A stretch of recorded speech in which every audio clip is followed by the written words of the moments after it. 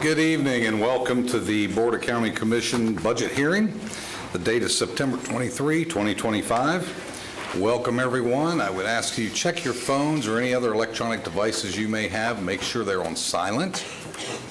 If you are here to speak on this item tonight, if you'd be kind enough to grab a speaker's form in the lobby, bring it up front, give it to Miss Dominique so we make sure we've got you in line to come up and speak.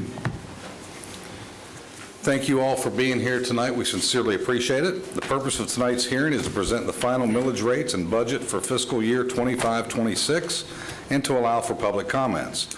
Before we begin, the public should be reminded that the Board of County Commissioners does not have control over the tax levies or budgets of the school board, the water management district, the property appraiser, tax collector, or any of the 7 cities in Seminole County.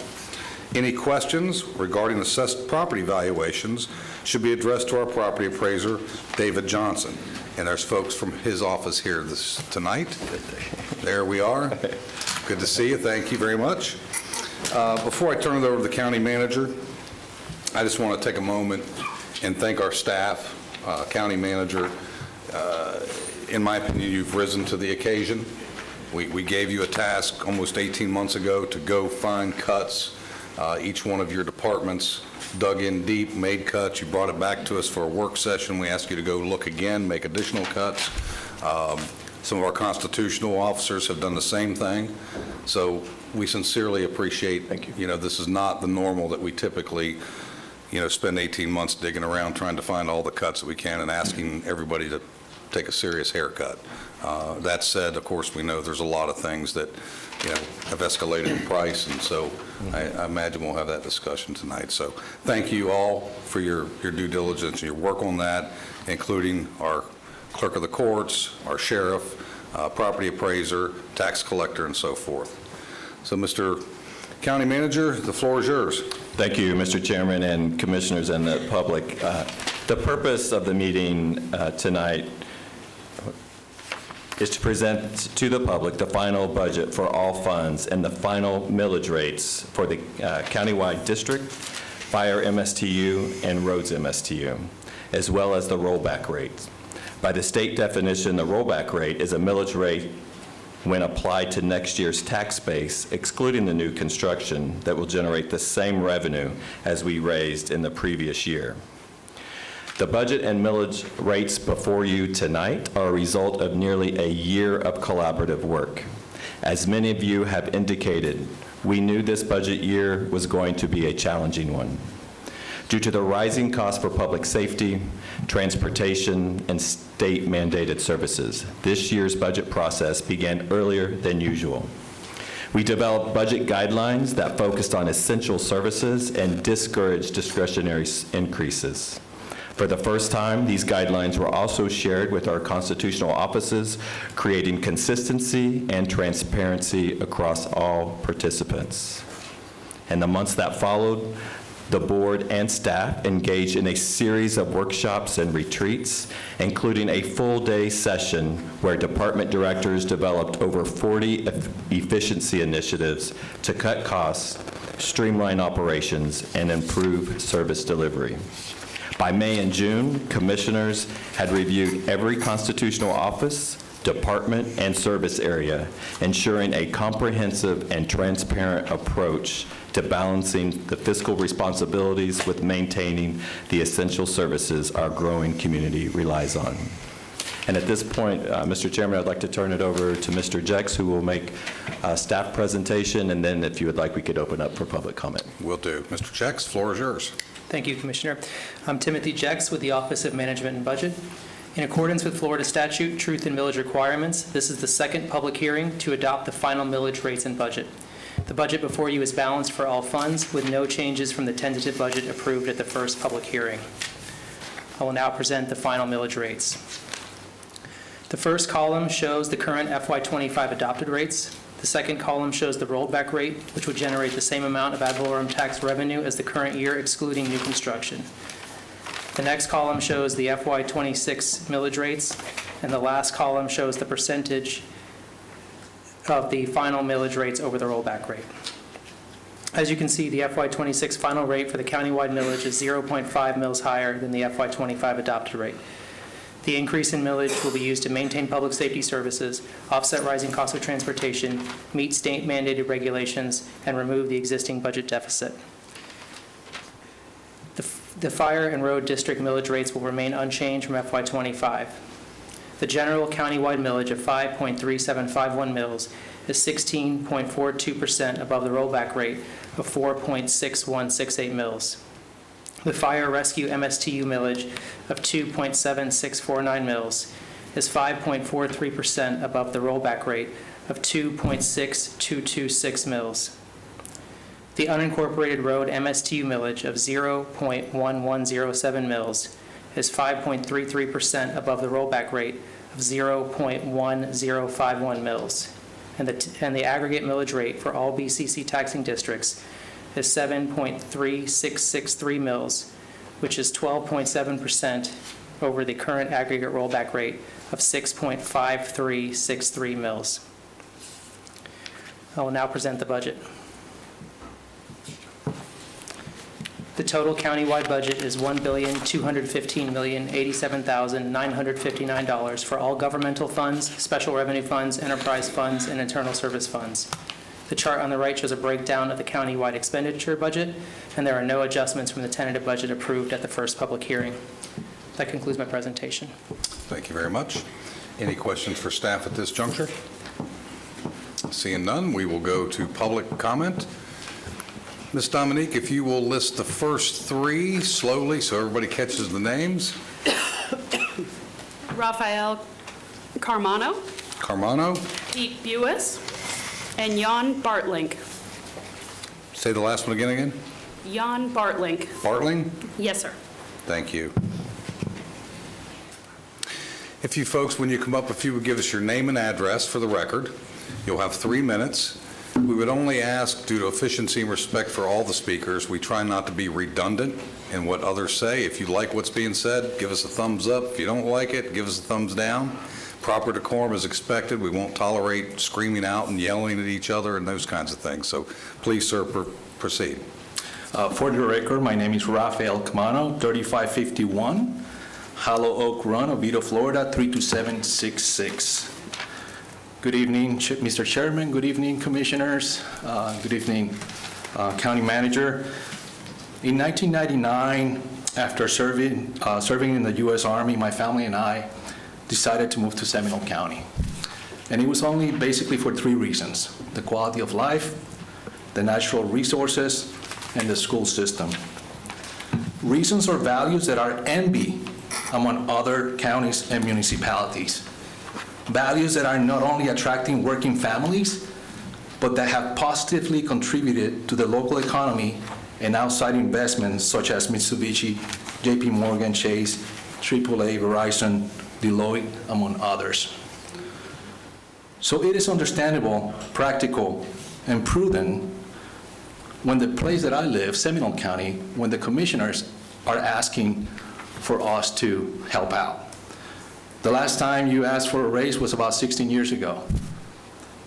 I'm a longtime resident of Seminole County for over 26 years, and I value this county and willing to contribute not only what you're asking, but even more to sustain the quality of life, the natural resources, and our infrastructure.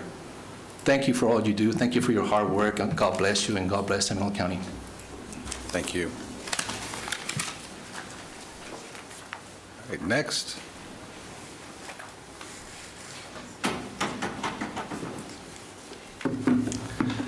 My name's Jan Bartolink, 539 Tiburon Cove Road, Longwood, Florida, 32750. I'm here to support the millage increase. I've been fortunate enough to live in Seminole County since 1994, pretty much my entire life. And I want to ensure our standard of living doesn't change, similar to the gentleman before me. I understand that no one wants to pay more, but I believe our standard of living in the county is worth the increase. These funds are essential for essential services, infrastructure, and things that keep my family and our residents safe. I appreciate all your hard work and everything you guys do for us, and I trust that you guys know what you're doing and are going to make sure everyone's good in Seminole County. Thank you. Thank you. Next, please. Jill Humphreys, Fred Peering, and John Horvath. Good evening, Pete Buis. I've been here many times before. You probably know me better as the goat farmer up in. How are the goats doing, by the way? Yeah. Are the goats good? Well, that's why I'm here. Okay. You know, I know Well, we you. really don't want to talk about goats. I know you want to increase our taxes. You just can't do it this much. You're going to hit me with a 10% increase in my tax. Yes, the value of my house has gone up, but it doesn't cost me any less to own it and operate it. A 10% tax so quickly hitting us is just too much. Many people are on fixed incomes, and like the two guys before me, obviously they're well off. They must have a pretty good income because they don't mind spending another $300, $400, $500, $600, $700, on their taxes. But I speak for those of us who are on a fixed income. A 10% increase is just too much all at once. I please ask that you would consider paring it down a little bit, please. Thanks, guys. Thank you. Mr. Chairman? Yes. Mr. Buis? Mr. Buis? Sir? Sorry. I didn't catch your address. 5376 Ohio Avenue. I'm sorry. That's okay. Thank you. Stop by and see the goats. Okay. All right. Thank you. Thank you. Mr. Horvath? Is that who's next? John Horvath, 1004 Bradford Drive, Winter Park, Florida. That's a Winter Park address, but I live in Seminole County. I was born and raised here. My family was in the grow business before the freeze of '81 put us out. So I remember when a lot of these places are subdivisions and apartments were orange groves, and you didn't have the traffic back then. But once you sold the groves or the farm, they brought traffic. Of course, you have UCF that came in here. You've got other businesses that have come in here. I'm a senior citizen. I thank goodness I drive a Kia that gets 50 miles to the gallon, so when your gas tax goes up, it won't hurt me as bad. But I've been following this budget for over 50 years, and I remember when it was $250 million. And fire trucks at that time were around $100,000. Now one costs $1 million. That's just for the truck, not the equipment that goes on it. There are 21 stations in this county, so the chief wants to get all new trucks for 1 year, that'd be $21 million, but he doesn't do that. He gets 2 or 3 a year because of time to produce these trucks for 2-3 years now versus a year back years ago. So he's got to plan better, and those trucks, I know I got a new truck in my station, and I've talked to the chief and a couple of you commissioners, 23, I worked at that when I was in my 20s back in the 70s, and that's the oldest station in the county, and I can't wait till you build a new station across the street so the people have decent quarters in there, and everything, I'm retired, but I still have doctor's appointments, I go to church, I got to drive the roads, I got a daughter that lives with me. I have to take her to work. I mean, it's not as if you sit home and you're a senior citizen that you don't need stuff. You got to buy groceries. I mean, you still have to use these facilities. So I teach people, they talk about traffic. When I was in high school back in the 60s, Redbud Road was so isolated in high school, that used to be our drag strip. And I know guys that we used to run it. Yes, people. And there were orange groves along Redbud Road at that time. And the sheriffs would chase us, and most of us knew how to drive through the groves, so we'd take off through the groves, and the sheriff could never catch us. So it shows you how it changed. And I ride Redbud Road pretty regularly. In fact, I was on it yesterday, and it amazes me, all the traffic. And when I learned to drive at age 14. I'm almost 80 now. And my mother at that time told my dad not to teach my sister and me to drive in Orlando area because we might get killed in a car wreck. Well, my career here in Orlando, I drove for AAA for 9 years. I drove for a funeral home for years, and my sister and her husband, they live in North Carolina. They go to antique shows, so they're on the road. So, you learn to adjust and adapt, and I don't like to see costs go up, but I've told this board that you need to make sure you maintain stuff and double check, and I like to see you work with the other cities more. One of you mentioned consolidation of the fire departments. I would like to see that and other services so we can stretch these dollars out, not to have so many people here and there and everywhere. Thank you, Mr. Chairman. Thank you, sir. Next three, please. Fred Peering, Joe Humphreys, and Harold Morgan.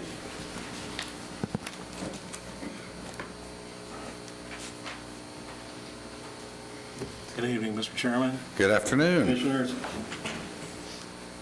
Can you slide that up? Oh, okay. All right. Anyway, as I mentioned the last time, I don't envy your jobs. It's not easy. You got to project into the future, and that isn't, again, very easy, especially these days. But I've heard, and having run businesses, we all know that there's cash in, there's cash out. I've heard a lot of conversations about how much money we need. Having grown up in a government household, I learned at a very young age there's a big difference between what I want and what I need. So I've done some analysis, and this is a breakdown of Seminole County median household income from 2010 to 2023. It's adjusted. I was a little shocked, actually, with some of the information that I got. But basically, it shows the years that our income actually went down. Well, given COVID, the Great Recession, that's not a surprise.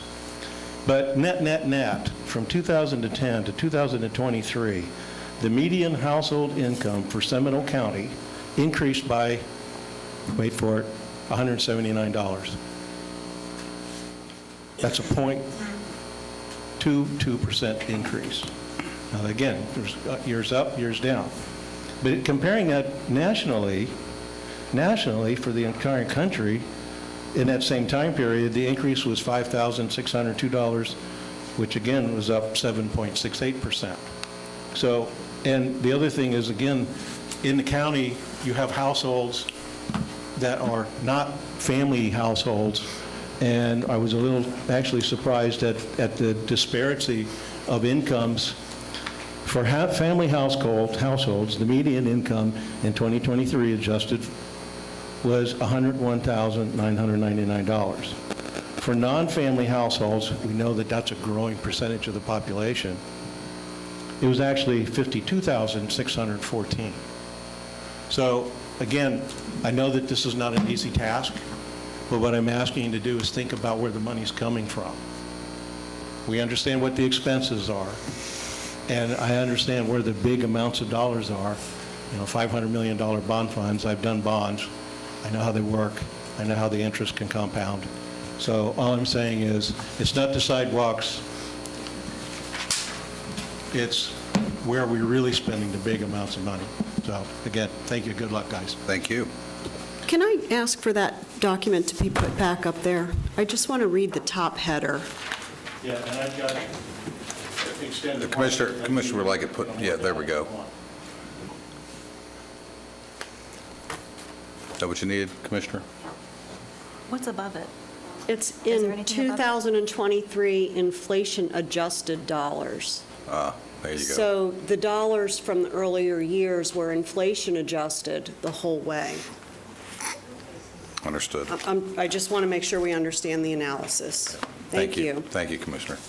All right, our next speaker, please.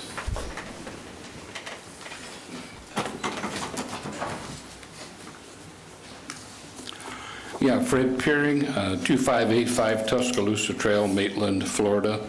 I'm in unincorporated Seminole County, and presentation is Alea Ayacta Est. The die is cast. Huh? The die is cast. The die means is the die cast. is cast. That is, the die is cast. Correct. Correct. 3 years of high school There's Latin. a long story behind that, but I can't get it in 3 minutes, so. But Julius Caesar was, we had to study him in school. Yes, we In did. Latin. Transportation, you drop links, fine. Now it's time to drop Sunrail, $11 million. It doesn't run on weekends, it doesn't run in the evening. The stations aren't convenient, and you've got around 5,000 riders a month.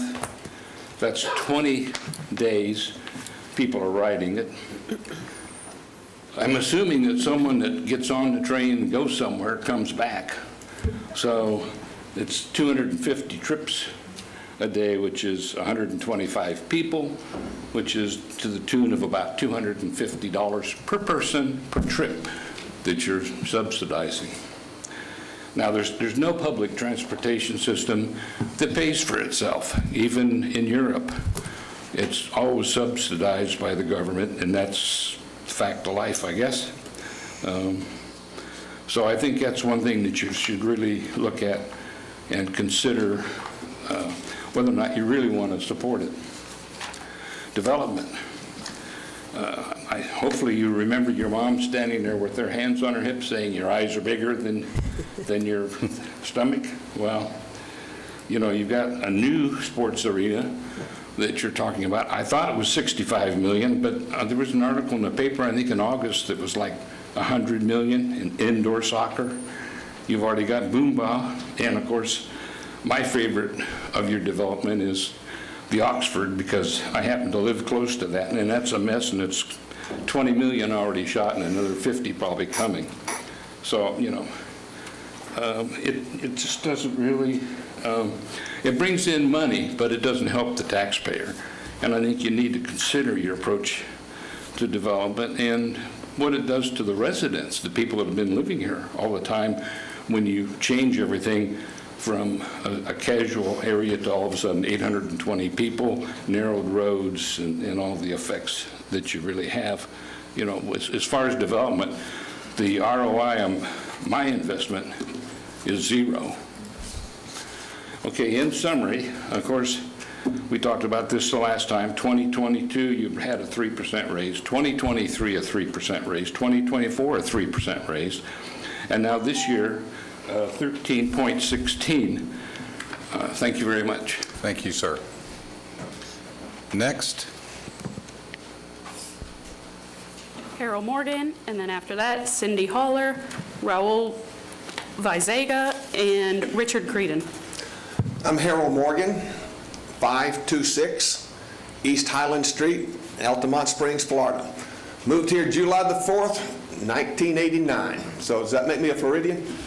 In my book, no. Well, I'm a rookie then. I'm a native.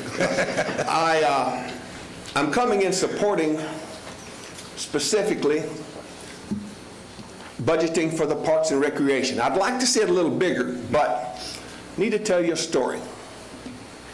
I was riding Seminole Trail. First of all, who here has walked or ridden on any of our trails? Stand up, raise your hand. I know you have, Lee. Get your hand up, because I saw you on it. Lee walked? Really? Somebody stole him. I was riding Seminole Trail. I ride, you see my jersey, I'm a member of the Crabs.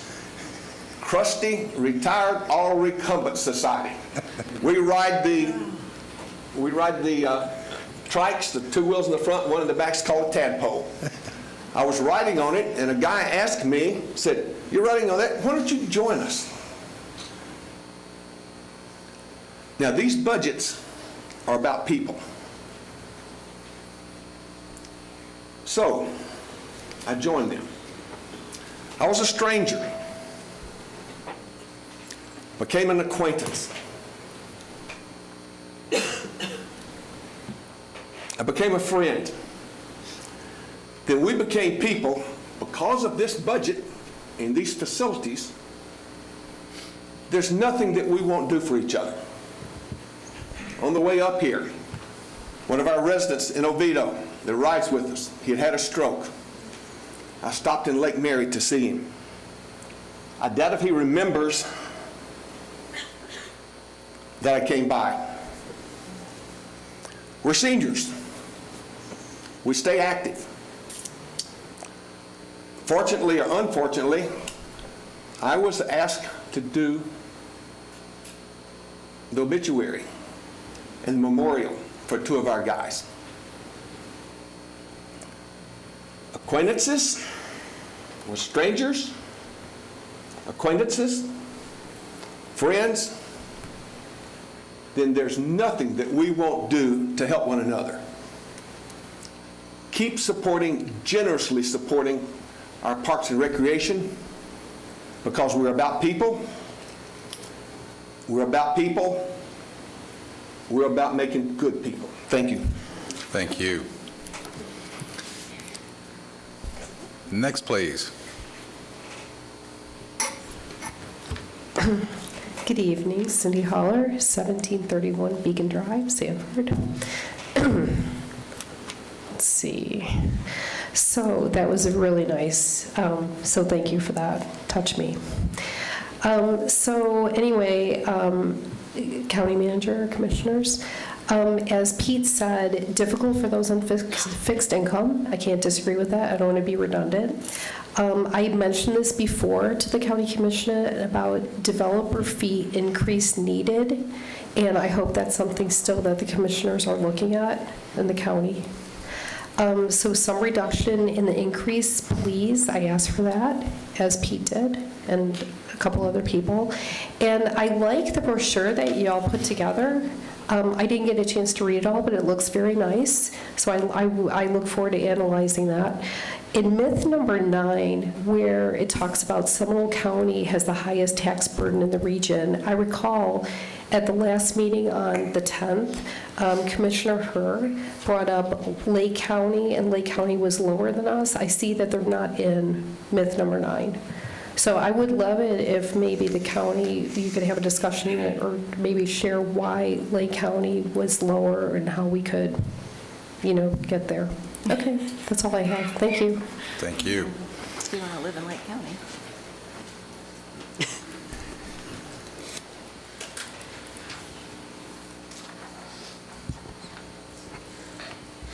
Good evening. My name is Richard Creedon. I live at 1172 Apache Drive, Geneva, Florida. I am the president of the Geneva Citizens Association. Ladies and gentlemen, that dreaded day has now arrived. You must decide if you are with your constituents or against them.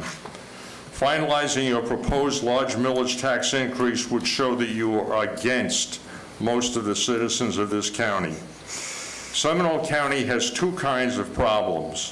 One is short-term and the other is long-term. The short-term can be softened if you do not increase our taxes to put the money as extra reserves into your piggy bank and then break that bank and spend the money next year, which just conveniently happens to be an election year. The long-term pain can be alleviated by your learning to spend within your wants and our available resources. Your eyes are bigger than your stomachs and our wallets. Please put the proposed new administration building at 5 Points and the large indoor venue projects on hold until you see if your constituents want them. I would suggest 2 separate referendums for the 2026 ballot, one for each project, whether they should be constructed or indefinitely shelved. This would be a benefit to you commissioners because if the votes are yes, you have the political cover to proceed. If the votes are no, you can gracefully back away from the projects and rightfully be able to blame us for the cancellation. If you refuse to authorize these 2 referendums, you are basically telling your constituents to go to Hades. Jesus said, "I desire mercy, not sacrifice." Seminole County taxpayers have already been forced to sacrifice a lot to help balance your budget. How about showing them a little mercy? Thank you. Thank you. If you'll call the next 3, please. And if there's anyone here that desires to speak, you need to fill out a form. It's now 6 o'clock, so we can get those to the clerk, and then we'll cut it off at that point. The Yes, next sir. 3 are Austin Kanode, Eve Fiedler, and Ron Lightheart. All right. Welcome, sir. Good evening, Commissioners, County Manager, County Attorney, Clerk, and Deputy Clerk. My name is Raul Vizaga, and I live in 2724 Nighthawk Court, Longwood, Florida, 32779. I'm here in support of the proposed millage increase in Seminole County. The increase will allow us to continue funding the services that make Seminole County the best place to live in. Strong law enforcement, fire rescue, safe roads, great schools, and a well-maintained parks and neighborhoods. Strong schools are what keeps families moving here. Safe communities protect our homes and property values, and our parks and services make everyday life better for all of us. Most importantly, the increase spreads the responsibility fairly so that everyone who owns property contributes their fair share towards keeping our county safe, strong, and thriving. By supporting the millage increase, we are not only protecting our quality of life today, but we are investing in making sure Seminole County remains the best place to live in for generations to come. Thank you. Thank you, sir. Next, please. Call the name one more time.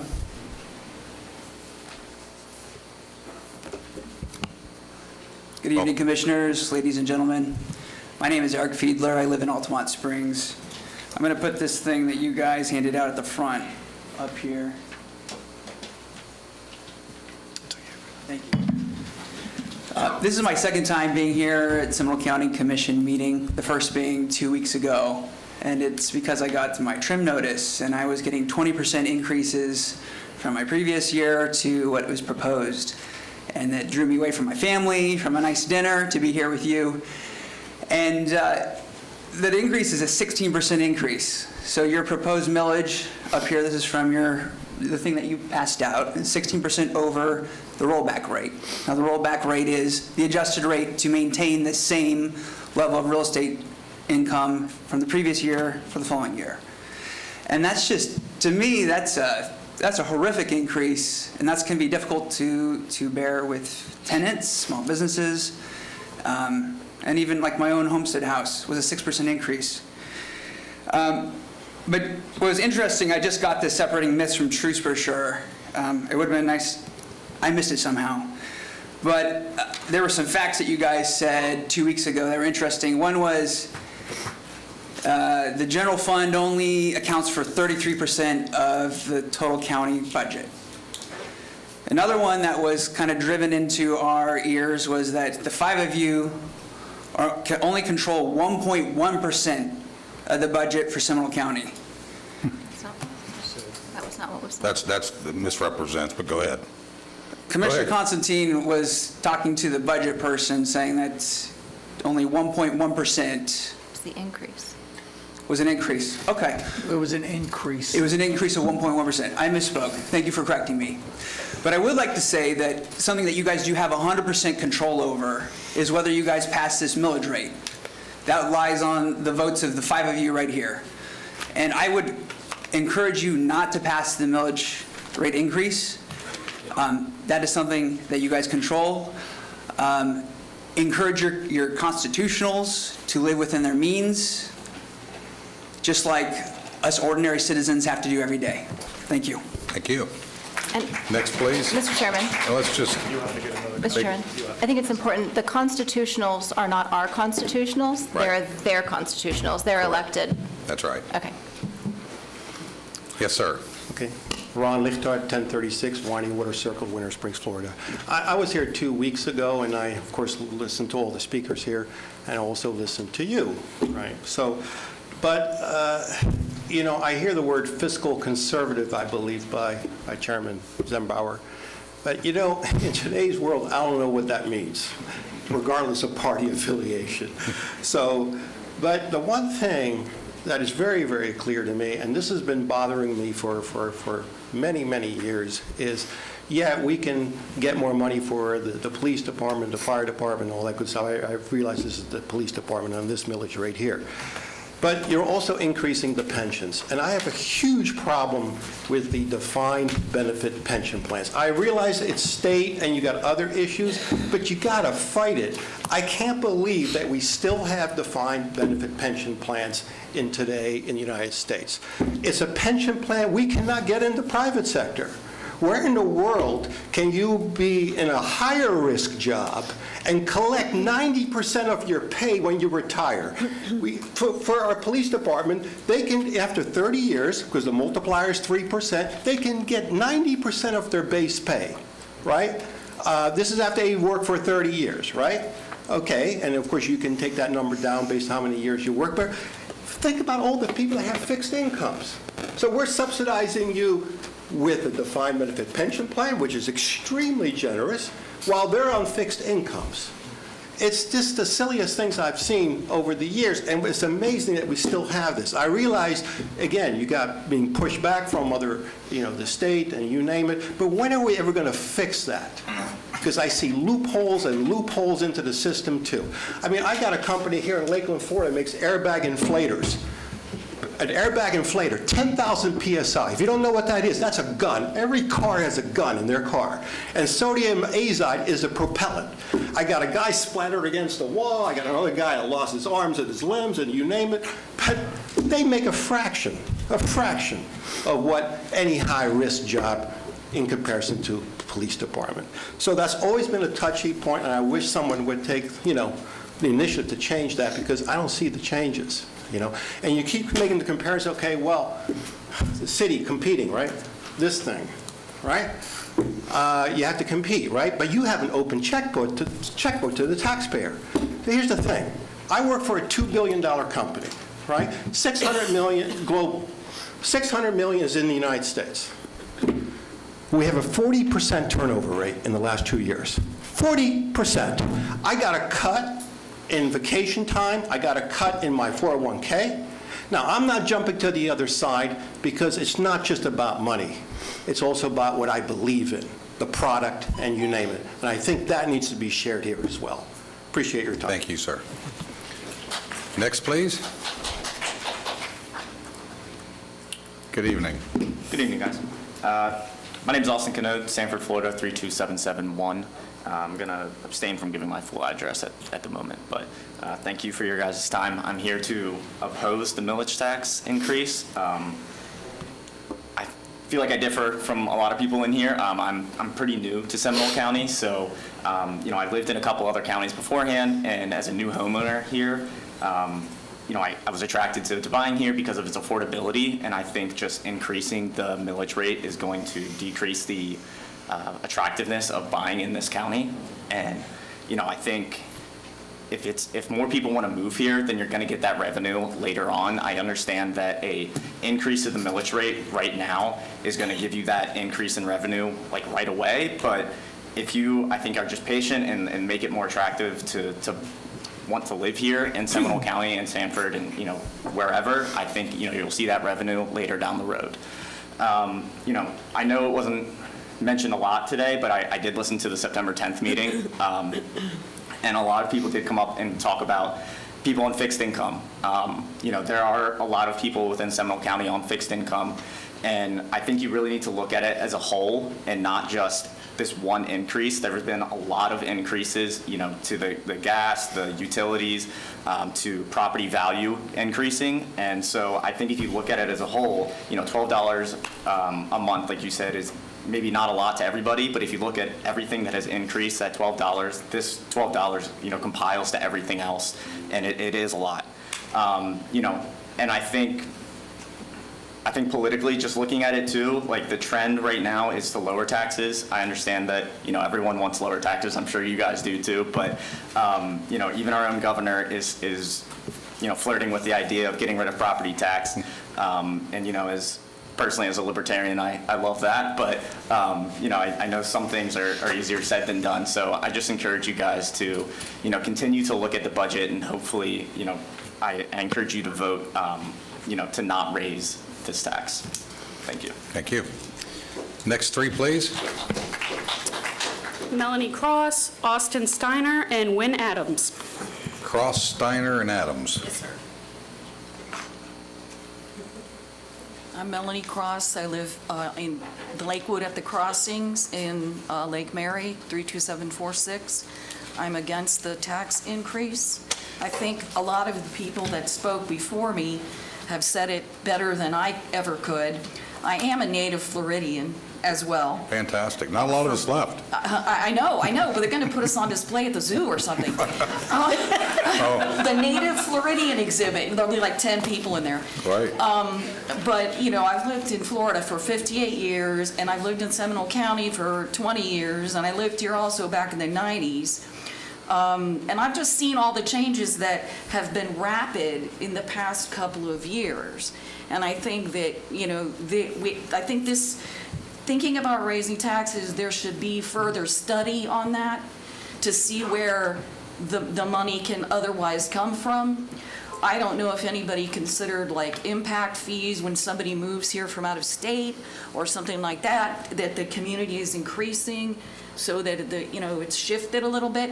But I don't think you have to go to that at the beginning of it, because the man who brought up the public transportation and the Sunrail and things like that, I think that needs to be re-examined to see where these funds can come from otherwise, without tax burdening us even further. Because I think a couple years ago, our garbage fees went up 20%.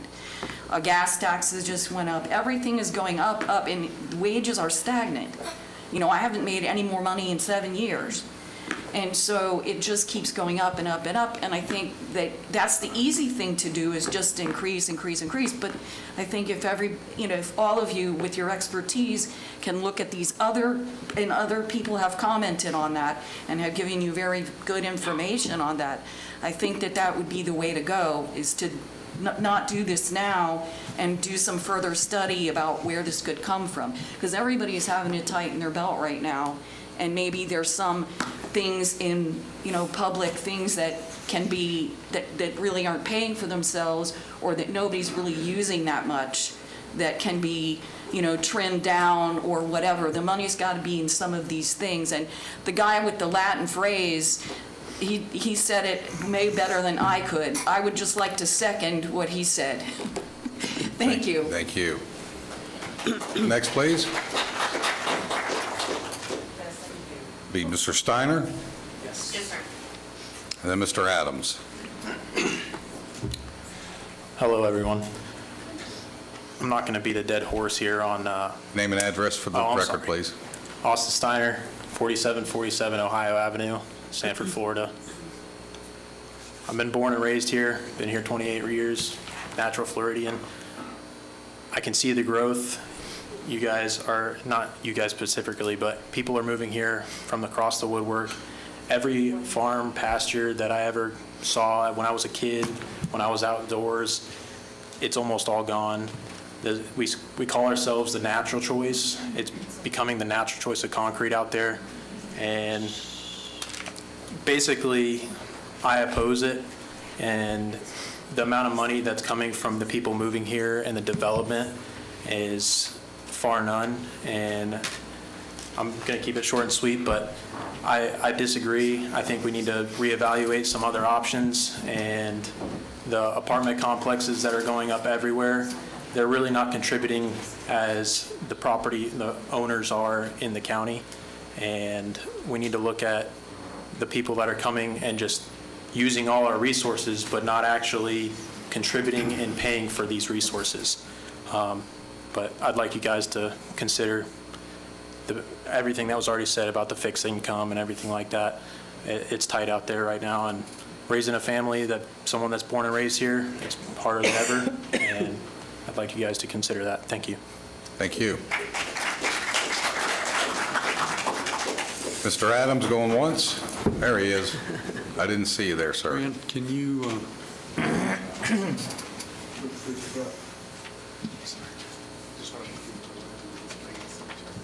Madam Clerk, do we have some other speakers, if you'll call theirs names while we're getting started? No more speakers, sir. No more? Okay. This page specifically, sir.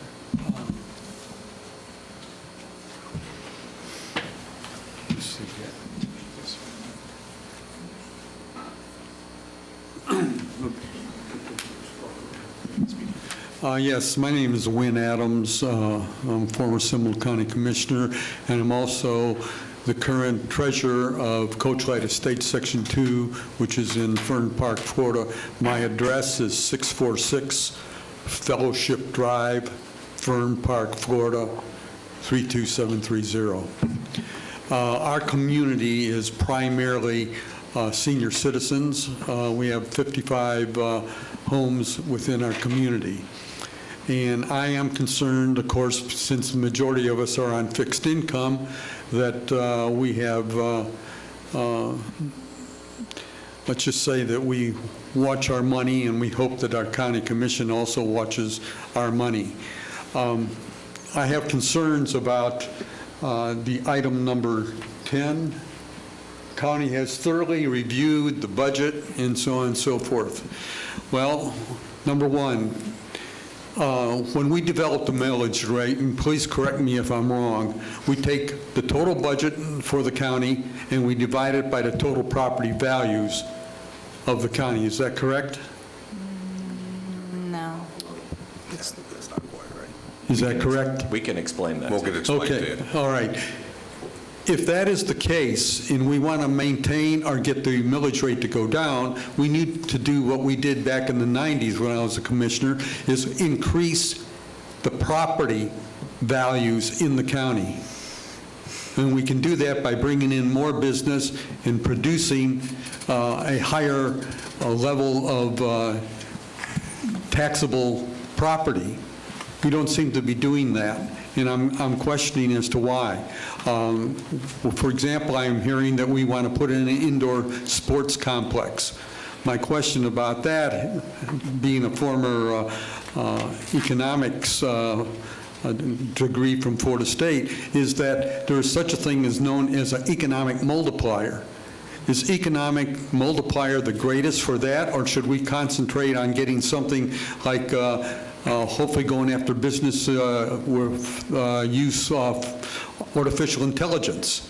I mean, we got a university that is nearby that specializes in that. Why don't we use that and start bringing in businesses that would provide high-paying jobs to grow the economy in Seminole County? We did that back in the 90s. Is there some reason why we can't do that? The sports complex is not going to generate the revenue on an ongoing basis that good industry, like we did on the I-4 corridor in Seminole County. Those are my concerns, and I would be very interested to know what the commission is going to do in order to help grow the economy by bringing in better businesses and capitalizing on us having one of the best public school systems in the nation. Thank you very much. Thank you, Mr. Adams. All right, Madam Clerk, any further speakers? No, sir. We'll close public input. And we'll go to board. Yeah. I just want to make a statement. Mr. Steiner, is he still here? 28 years old? I'm glad you're here. I'm a little over twice your age. But you struck a chord with me because there was a time I used to be able to ride my horse from Osceola County, through Orange County, through this county, into Lake County, probably through where your house is at currently. So I get it. I understand. And often that is the problem that we run into when you have a state and a county that a lot of people want to live in, with low taxes, great quality of life, great school systems, and so forth.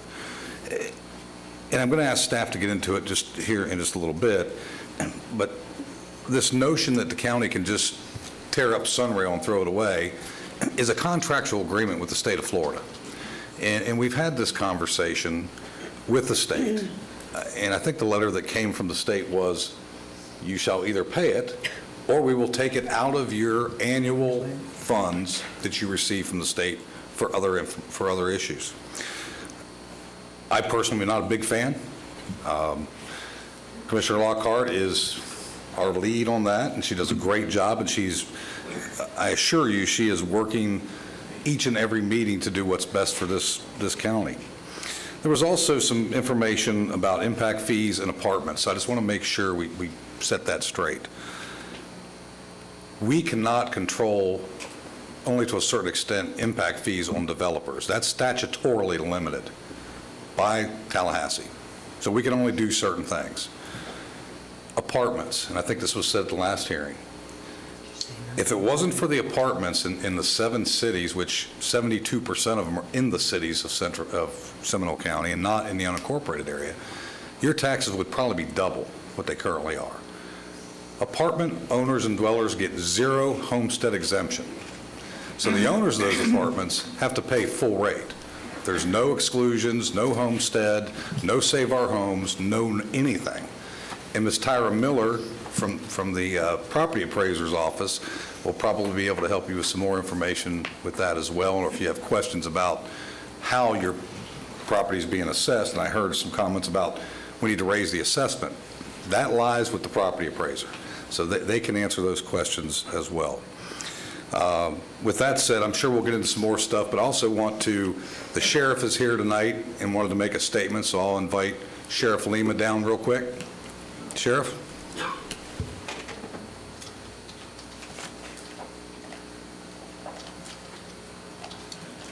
Well, good evening, Chairman, board members. It's an honor to be here tonight, and it's really a privilege to see our democracy work. Everyone comes up and they have the opportunity to share their opinion and input and perspective, and to see the patience and watch that play out is what America is about, and I'm incredibly grateful for that. I also want to thank each of you as county commissioners, because year after year after year, you have stood with the men and women of policing and fire and public safety, and you've created a quality of life here in Seminole County that is second to none. I think that every person in this room, regardless of where they stand on this particular issue, is proud of what we do. Our parks, our schools, our quality of life here, our crime rate. And I hope by now I have, and our office has created the reputation that we don't sensationalize things. It is easy to do that in today's time and environment, to sensationalize, to say the sky is falling, the sky is falling. And I do recognize that many of these conversations and discussions started when I came before you months ago and asked for a $16 million increase, which was then reduced by nearly $1 million to keep up with market value. The comments that I made during that meeting is there was nothing more uncomfortable than me stepping before you, because I know that you've always supported the men and women of policing and fire and emergency management. And this put each one of you, fiscal conservatives, people who stand for the right thing, in an incredibly difficult position. I laid out the argument over a 2.5-hour window of time that said the market value of policing has adjusted. In years past, when people in various areas of our country turned their back on policing, and in many cases defunded the police, our president and cabinet members in Washington, D.C. said we want to support and lift up the police, and did that in a way where they financially incentivized people working in police at the federal level. To include, most recently, offered a $50,000 signing bonus for any new ICE agent that wants to join the federal relationship, which was not the case when I presented to our board several months ago. Governor Ron DeSantis and our legislative body has done more to advance policing in pay and resources over the past 5 years than ever in our history. And as a result, every municipality in Seminole County has raised the starting pay of every police officer $8,000 more than the starting pay of a Seminole County deputy sheriff, which is $58,000. In Seminole County, we hire people who have undergraduate degrees, graduate degrees, military experience, and could do anything in the world with their talent if they wanted to make more money. But they still have this dream that they can raise their hand, take an oath, and stand in the gap between good and evil to protect our domestic and international freedoms, putting themselves in harm's way as recent as just days ago. Any person who watches the news seeing a deputy standing in front of somebody's yard and him pulling a gun on the deputy. And in my lifetime, I have never met somebody who's wore the uniform of their community or country that has ever said, we get paid too much. Nor have I ever met a patriot that appreciates the people who are willing to run towards danger, say they make too much. And the gentleman came up here talking about benefits and pensions, and I shook my head a little bit, and he said, you disagree with me.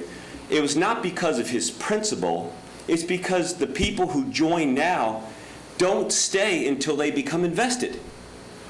They opt for the investment plan, not the defined benefit plan. Nobody's coming into this business and doing 30 years any longer. Because with those credentials, we train them to forensically examine computers and fly helicopters, and they go out into the private sector and make 6 times the amount of money that they can make serving their community. But they still do it because they have not lost that American dream to stand in the gap and to do all that they can to protect our freedoms, even for people who completely disagree with them. If you look at where we're at, we have a big part of this budget. I've laid out in previous budget meetings, and I know our Board of County Commissioners and our county manager have done such a fabulous job working with us year after year after year. But 40% of this budget, or $80 million, is to run the county correctional facility, which is the county's responsibility that has always been delegated to the sheriff for the entire existence of the county. And to not talk about the constitutional or the sheriff's budget without talking about $80 million of that, or 40%, is what we run on your behalf, and I'm grateful for that. But again, we have a great group of citizens. We have a wonderful fire department. We have a great emergency management team. It is our job to ensure that we can do everything that we can do to preserve the quality of life, not just for us, but for generations of people to follow. Our kids and our grandkids, and all of these things are at stake. Or as President Trump often says, I like to surround myself with smart people. And the idea that somebody who's attracted to policing can come into Seminole County and work at a Seminole County agency for $8,000 more than what a deputy sheriff makes is just not smart decisions, especially if you're not going to do it for a lifetime, if you're going to do it for a handful of years. So again, I am grateful for the leadership that each one of you have displayed.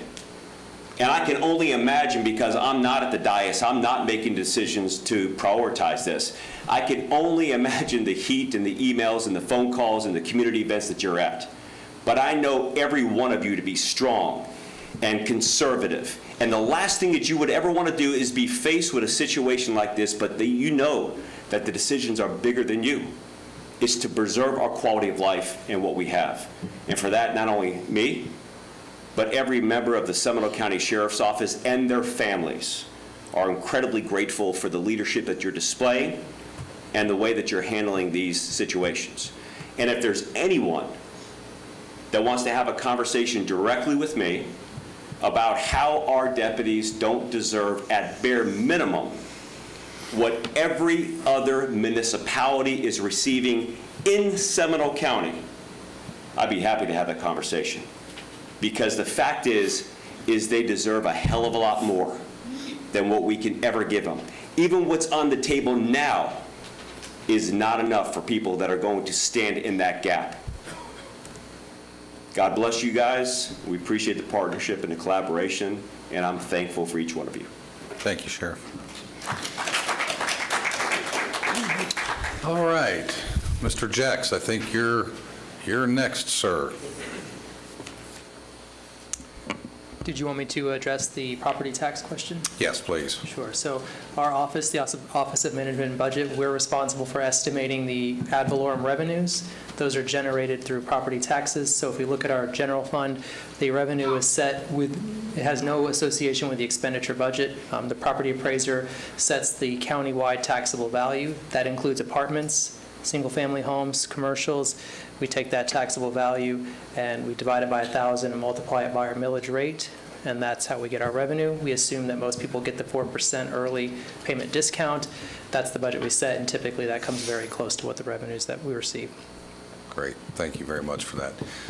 Any other questions for staff while Mr. Jex is at the podium? Thank you. Commissioner Constantine. Mr. Jex, could you, there's been a lot of, there were some people that mentioned, and also I saw a letter that came up before us tonight about unfunded mandates and how that doesn't really affect it. In fact, a certain state senator said that, nobody else is complaining about unfunded mandates. Being the former president of the Florida Association of Counties, I can tell you that every single county in this state complains, and every city of the 400 cities complain about the unfunded mandates. But could you talk a little bit about how the unfunded mandates affects this budget? Sure. Unfunded mandates typically are known as our community services unfunded mandates. That's Medicaid, our health department, medical examiner. Also, the jail is considered unfunded mandate. The court system support is unfunded mandates. Those budgets are very difficult for our office to control. We receive the costs and we have to put them in the budget. We run them through the county manager's office and they present them to the board. And we've seen significant increases. So while we were making reductions on our board departments and we were targeting a flat budget coming in right around 1% increase on our side, that included those increases that we had to take through the unfunded mandates. Good enough, Commissioner? Good? Mr. Jex, you have put together a Seminole County adopted general fund expenditure budget growth versus inflation growth since 2020. Do you have that available at anywhere?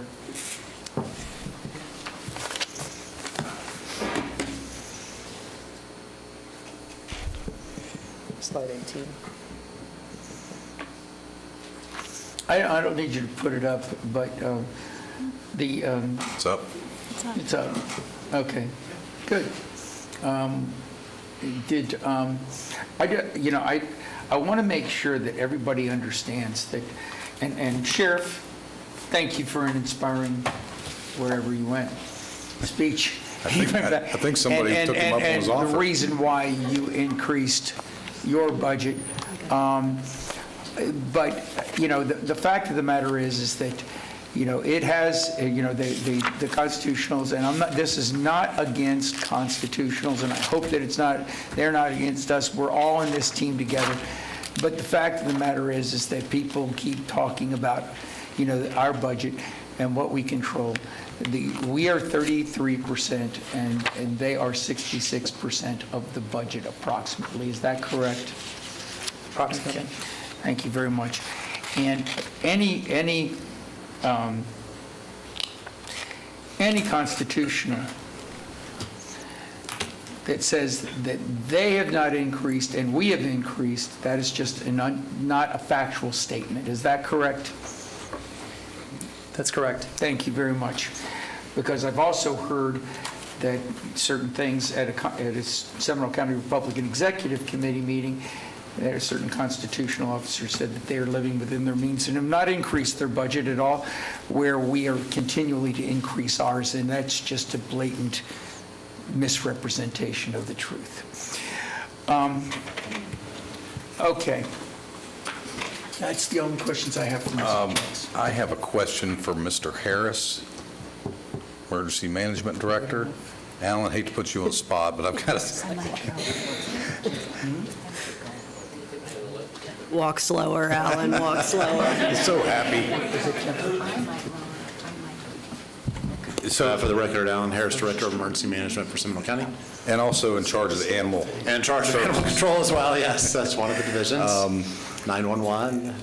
We learned yet again today in the morning session, and thank you very much for that presentation, that our Animal Services Division is in need of a lot of things. It was not monetized, but if I look through the list and I know what the building looks like, I'm going to say it's probably a couple $1 million worth of deferred repairs and roughly 20. Is it really? Okay. HVAC was 2. All right. Easily. So I was only off by 10 times. So the one thing that we've been discussing, and I haven't asked you this in over a week, one of the things that we've been concerned about is the FEMA funding. And the last time we spoke, there's still no clear direction on how that's going to happen or if it's even going to happen, traditionally as it has, coming to this county, which is one of the reasons at least this commissioner is concerned about reserves at a certain level to cover that stopgap when that occurs. Has there been any movement or any clarification either from the federal or the state agencies on we will get it, we won't get it, how we'll get it? Is it going to be similar to the way it was before, percentages, et cetera? We know that based on everything that we've heard so far, we have gotten 5 different memos with 5 different ways that this would occur. As you know, the FEMA director is gone, and there's a new FEMA director now, so some of those members were from the previous FEMA director. What we have heard, of course, from the president is the local governments need to be prepared to do more. I think everybody has heard that if they've watched TV at all. Right. We have seen what happens across the nation with other disasters, and we have seen local governments have to be prepared for that. I have not seen anywhere where it looks like we would get 100% reimbursement like we did for Hurricane Milton. Sure. So I think that being diligent and prudent and good stewards of our public safety, we need to be prepared. Okay, thank you. Thank you. Hate to put you on the spot, but thank you. Can I ask just a follow-up question? Yes, Commissioner Herr. For Alan. So the item that we start getting phone calls about literally 13 seconds after the wind stops blowing is when are we going to pick the debris up?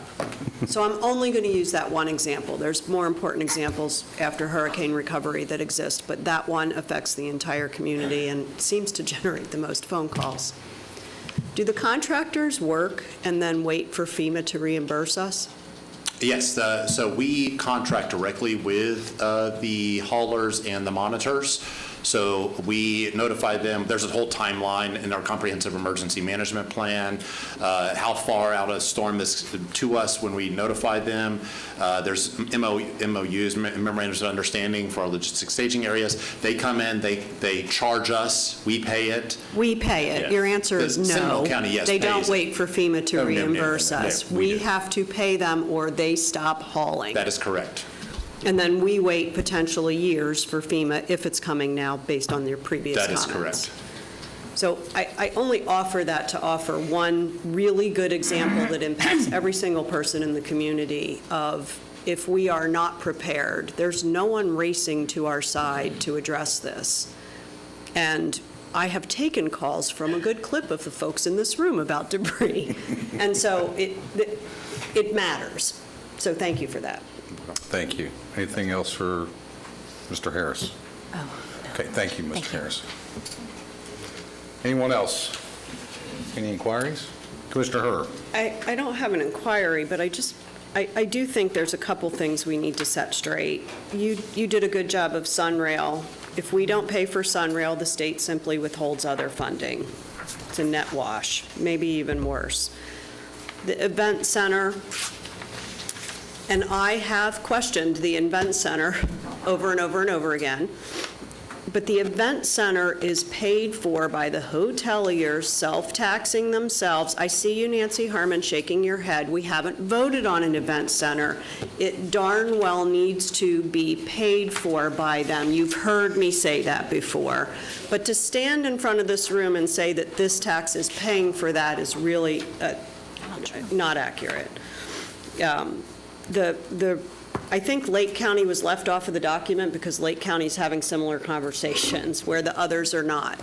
So my observation, I watch the same news you all do, is that the surrounding counties that already have high millage rates are not raising them.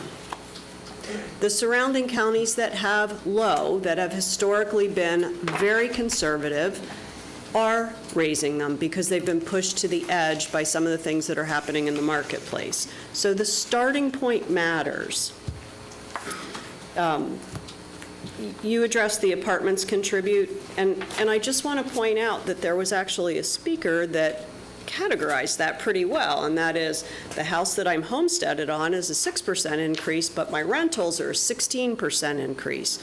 Well, that increase gets passed along to the renter, so the renters pay a higher proportionate charge based on the square footage that they have than our homeowners do. The last time we looked at this, it's about 50% more, 50 more when you're renting in property tax than when you're owning. So if you have kids, keep them at home until they can buy a house.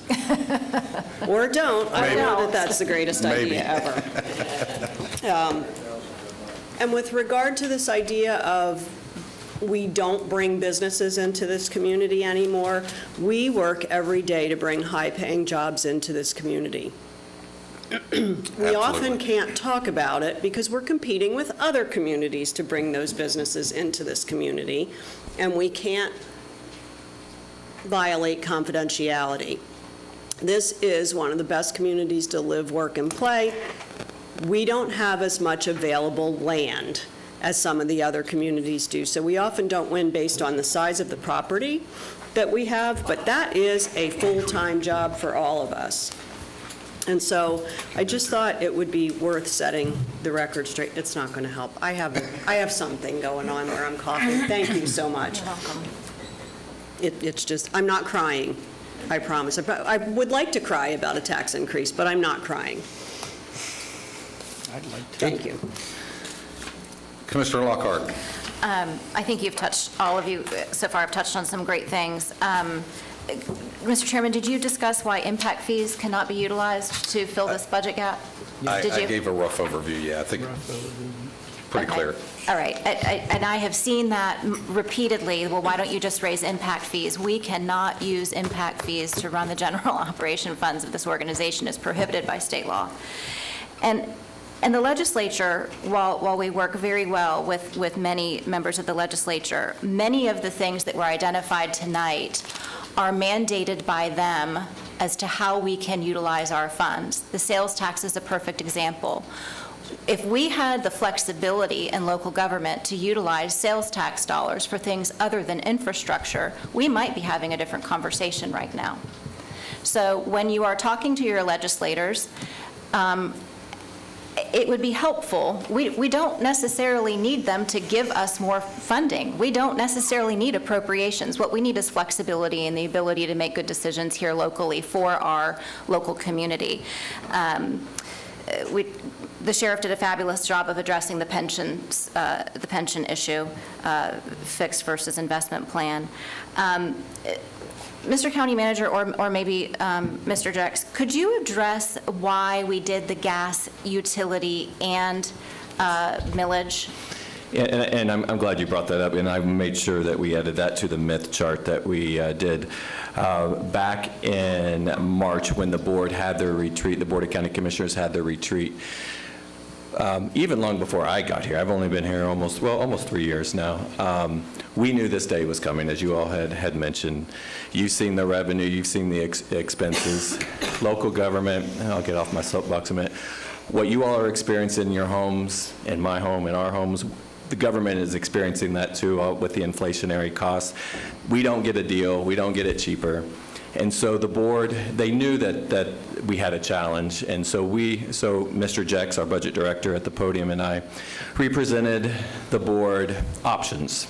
Because, as one thing that Commissioner Lockhart said, the state restricts our funding sources so much that we can only use certain funds for certain things. And I like that comment. If they would just release some of those restrictions, we don't need extra funding. They do it for a reason. I understand that, or I don't understand it. Well, but so when the board discussed in March, all right, how do we fill this gap? The board made it clear to me that they did not want it on the backs of the property owners, which is the property tax, which is what we're talking about tonight, the 0.5. They asked me, they asked Mr. Jex, what other revenue options do we have to fill in that gap? We presented them all the other funding options that could be potentially that they could look at. After discussions and after many work sessions that we had for the spring and the summer, we wanted to ensure that the burden wasn't totally on the property owner. So the gas tax that they increased, if you look at other surrounding counties that have the gas tax, the price at the pump is the same. Volusia County has it. It's the same gas prices that you'll see in Seminole without, we don't have the tax. That won't go into effect until January. The gas tax helped us relieve the transportation costs that we have in our general fund. The public service tax, some call it the utility tax, that was another option. Every municipality in Seminole County except Altamont are at the highest at 10%. Surrounding counties already at 10%. We were at 4%. That was another option that we could utilize. Someone brought up the apartment owner, apartment residents. That's where they also contribute, is through that, because that is another general fund revenue. So that public service tax is on electricity, gas, those sort of propane gas, those sort of things. And then we had, of course, the most unrestricted revenue we have is property tax. And when I say unrestricted revenue, is that this Board of County Commissioners can actually fund anything they want through property taxes. There is no restrictions that the state puts on that. And so the board made it, we actually provided options for them and looked at diversifying. So again, it wasn't on the backs of the property owner. If we did not do those other two, so it was a package. If we did not do those other two funding sources, this request tonight, I would, as a county manager, and any county manager, I will tell you, does not want to do this. I promise you. I promise you, we do not want to.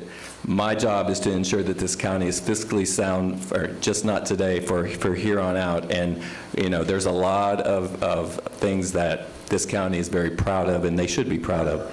And so the board made a decision. It's like, let's not put the burden totally on the property owner. Let's spread it out through a couple options. And so that thank you for asking. That's actually what's been missed in this process. Thank you. I have a few other things, if you don't mind. Sure, go ahead, Commissioner. I still would like it, if you have the chart somewhere in your slide deck, to talk about what millage it is that is being increased. I think when people see their trim notices, they see the bottom line number, and when they hear that there is a 10% increase, they think that that total number is going up 10%. And Mr. Buis, I hope you don't mind because that I did this, and so I'm using you as an example. Please forgive me ahead of time. But there was, what struck me was there was a comment that was made, maybe these other people don't mind their taxes going up $300, $400, $500. And so I just wanted to say, so I looked up your address on the tax collector's website and looked at your current, and everybody's, this is not like privileged information. All of your taxes are out there. There's nothing secret about it. Mine are out there. You can look them up. So yours will be going from approximately $1,390 a year to $1,530 a year. So it is an increase, and every increase is an increase, and it matters, but it's approximately $142 a year, a little, around $12 a month, let's call it, that we're increasing. So I don't want anyone in this room assuming that the vote tonight that you are leaving here, depending on, and most people in Seminole County, that is about your taxable value at this $284,000 range. So look at your taxable value for what you're paying for the county general fund. That is the number. And Mr. Jacks, I'm sorry, if you wouldn't mind just going through that and explaining, so if people go home tonight and they look at their trim notices again, they can see it maybe a little more clearly. Sure. So the first column shows the taxing authority, as you mentioned, the county taxing, that's the general fund. You can see the prior year taxable value is $166,000. This is a homesteaded property, so that value increases capped. You see the current 2025 taxable value is going up to $171,000. That's the rate, or that's the value that determines your ad valorem revenue. Then we have the rollback rate, and then the county taxes, and then the proposed increase, the 5.3751. So you see this general county-wide tax is going from $809 to $922 in this example. Other taxes, which do have exemptions, you apply the different millage rates, which are not changing necessarily. Some are going up, some are going down, and that's how you see the bottom line increase of $2,325 to $2,482. But the millage that we're talking about today is that first row, that county-wide millage, and that's the one that's going from 809 to 922. Okay, all right, thank you very much for that.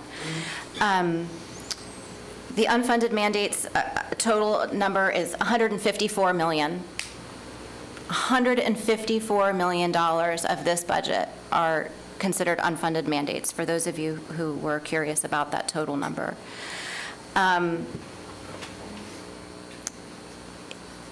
This isn't our budget, it's your budget. These are your taxes, these are your assets, these are your services. We take no pleasure in the costs going up or the situation that we are in. The amount of deferred maintenance on so many things in this community that we are responsible for as your fiduciaries are in there. Some of them are really in deplorable conditions and they need to be improved, and those are some of the things that are going to be occurring. Taking care of your assets, not ours. We have a small personal interest only in the fact that we live in this county. Other fascinating note, I heard we represent all of you, even those of you who disagree with one another, right? We had some people that came up here and said they supported the increase. We had people who came up and said they didn't support the increase. We had people who said, well, maybe charge people more for the newcomers that are coming. We had people saying, don't let any newcomers come. We had, right? I mean, the reality is we are a very diverse community. Everyone has different ideas of prioritizing. Some people love the trail. Yay. Some people are like, why the heck do we spend money on this trail? I'm never going out there. Libraries, we have so many people who utilize the libraries, huge uptick in homeschool families using libraries right now.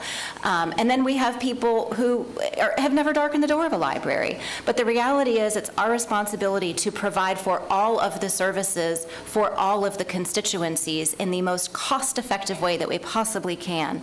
So please understand that we don't just watch how we spend your money, we also watch your assets and take care of them, and we're trying the best that we can to make all of you happy, and we will never do it. So some of you are going to leave happy tonight, and some of you are going to leave unhappy tonight, and that's the breaks of the game. We were not elected to this job to make everybody happy. We were elected to this position to make good, sound decisions with all of the information that we have. And frankly, this letter, I have to tell you, Ms. Keeling, I don't know who you are, but there are some wonderful questions in here. Excellent questions. Thank you for identifying yourself. We will get you the answers to all of these questions. I wish that we had had these before tonight, because I'm not going to read them all to you, but I think it's really important. There are questions in here about the Homeless Services Network and why we give them money and who they are and why we would give money to Habitat for Humanity. Questions about why do we support Kids House? The sheriff can tell you why we support Kids House, because they do all of the sexual battery work for our children in this community who have been violated. That's why we give money to Kids House. It's a part of our public safety initiative. There are so many, Seminole County Coalition for Schools, we get money from the state and we're required to help pay for families who are eligible for daycare. That is it's a state-funded program. We are a pass-through for many of these questions, and we will get you the answers to all of them, because they're very good questions and they need to be answered. I will say, I'm gonna read the paragraph from your letter that Commissioner Constantine was gracious enough not to identify, but I think it bears reading and I think it bears addressing. At another SECREC meeting, for those of you at Seminole County Republican Executive Committee, Grant Malloy informed us that he has had to learn to do more with less, but it seems to me that the commissioners are doing the opposite and demanding more revenue from taxpayers without fine-tuning the budget and not cutting down on waste. And I will tell you, I don't know if that statement was made or not. I don't know.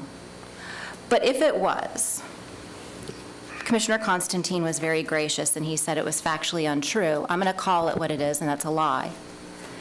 Because what has happened, actually, with that situation is that we have spent a significant amount of money supporting Mr. Malloy in his endeavors at the Clerk of the Court.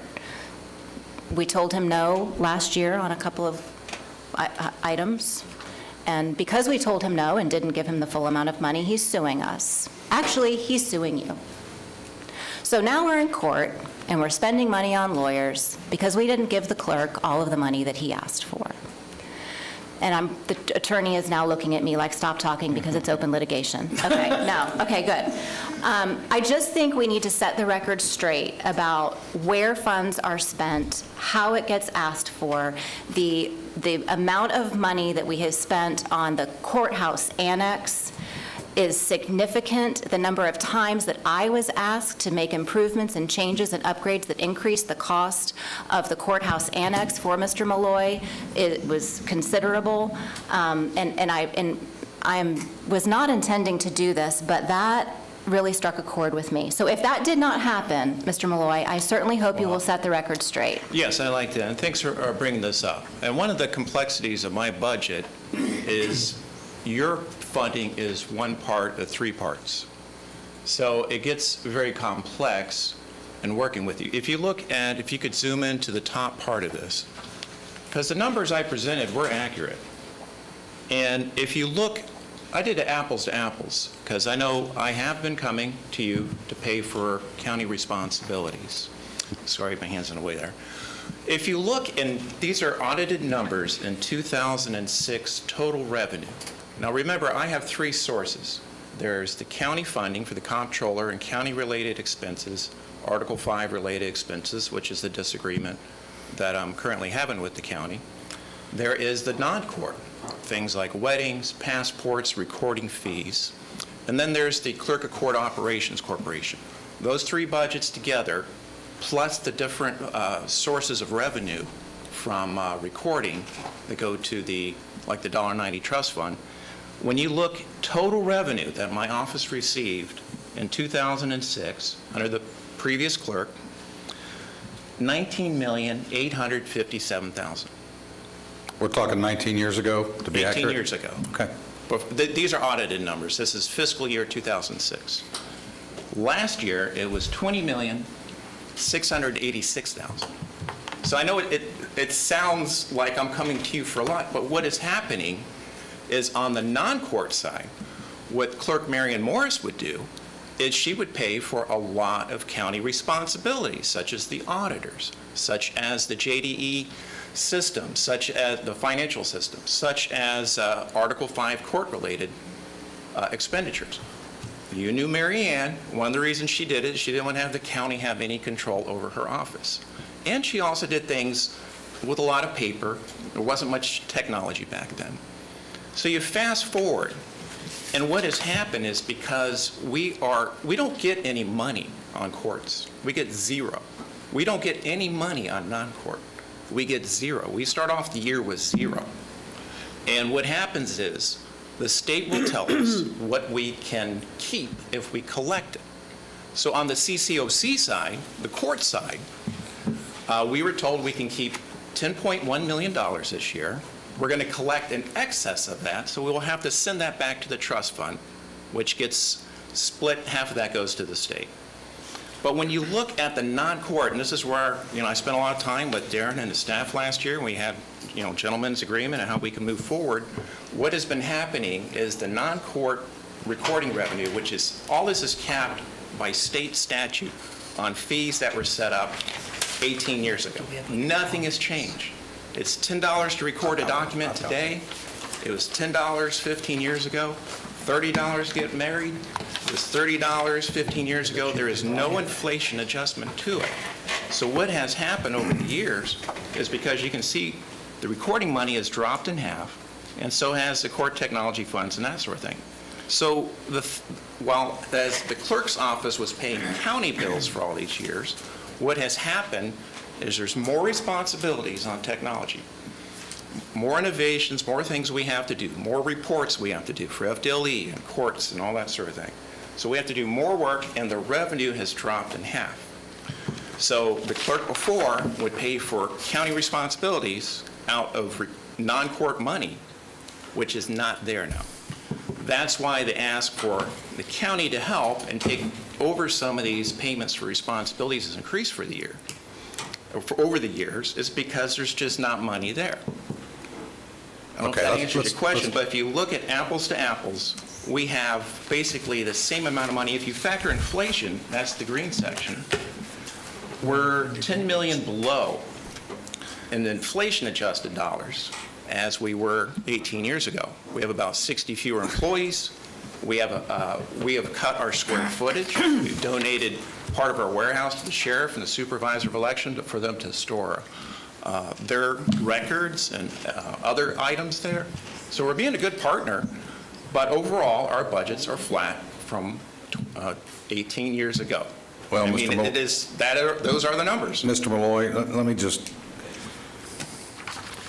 your understanding, our understanding obviously is not the same, but what I will tell you, because we did the numbers, cumulative percent of increase to clerk's budget since 2020, budget growth versus inflation growth, is 90%.